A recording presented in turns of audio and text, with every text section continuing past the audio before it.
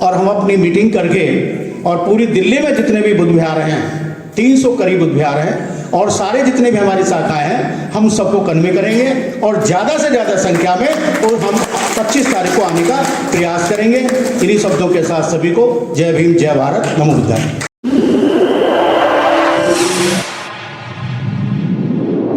इस news channel पर जो भी वक्ता ने कहा वो उसकी अपनी राय है, जिसकी पुष्टि नेशन न्यूज इंडिया नहीं करता। धन्यवाद। आज की सभा में उपस्थित सभी धम्म बंधुओं को मेरा जय भीम, जय भारत, नमो बुद्धाय। धम्म बंधुओं, ये जो विषय ईवीएम का चल रहा है,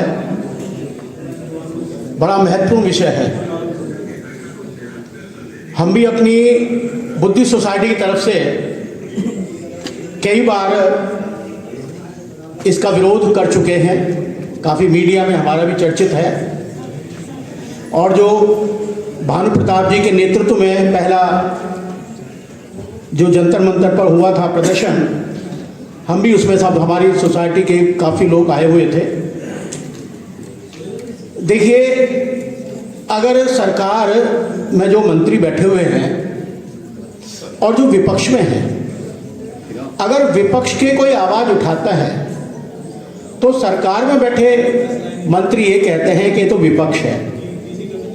लेकिन जिस पार्टी की सरकार है, अगर उस सरकार का एमपी ईवीएम का विरोध करे तो समझो वास्तव में कहीं ना कहीं गड़बड़ है। आप सभी लोगों ने सुब्रमण्यम स्वामी, जो बीजेपी के कार्यकर्ता हैं, उनका स्टेटमेंट आपने सुना होगा, और उन्होंने ये कहा था अपने स्टेटमेंट में कि जहां से मशीन की मेन चीज पावर है जापान, तो मैंने वहां जापान में बात की और फिर उन्होंने ये बताया जापानियों ने, अरे तुम तो पागल हो, हमने शुरू की और हमने खत्म कर दी। हमने खत्म क्यों की भाई? इसमें कमी थी तभी तो खत्म हुई। ब्रिटेन ने खत्म कर दी, अमेरिका ने खत्म कर दी। इसका मतलब कहीं ना कहीं कुछ दाल में काला तो है ही है भाई। अगर सरकार को ये हो कि भी चलो आंदोलनकारी झूठे हैं, बेकार कर रहे हैं टाइम खराब अपना, तो कम से कम सरकारी लेवल पर, चुनाव आयोग लेवल पर जैसे डिमॉन्स्ट्रेशन भानु प्रताप जी के नेतृत्व में हुए, ऐसा ही वो समाज के सामने अपने सच्चाई जाने और उसको प्रदर्शित करें। तब तो कम से कम ये माना जाएगा कि भाई वास्तव में ईवीएम खराब है। ये खराब नहीं है, सच है। तो कैसे मान लिया जाए? जब आंदोलन हुआ, अंग्रेजों का शासन था, उन लोगों ने जो आज सत्ता में बैठे हैं, जो राष्ट्रभक्ति की बात करते हैं, आज तक कभी उन्होंने देश के आजादी के आंदोलन में भाग नहीं लिया। उनको एक मुद्दा मिल गया इस बार हिंदू मुस्लिम का, भारत और पाकिस्तान का। चाइना से क्यों डरते हैं? चाइना की बात क्यों नहीं करते जब चाइना देश में कितने किलोमीटर आगे बढ़ गई?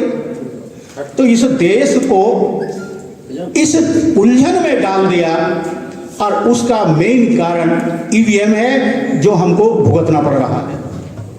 अगर वास्तव में ईवीएम को खत्म कर दें, बैलेट पेपर से चुनाव करें, तो ये सरकार आने वाली नहीं है।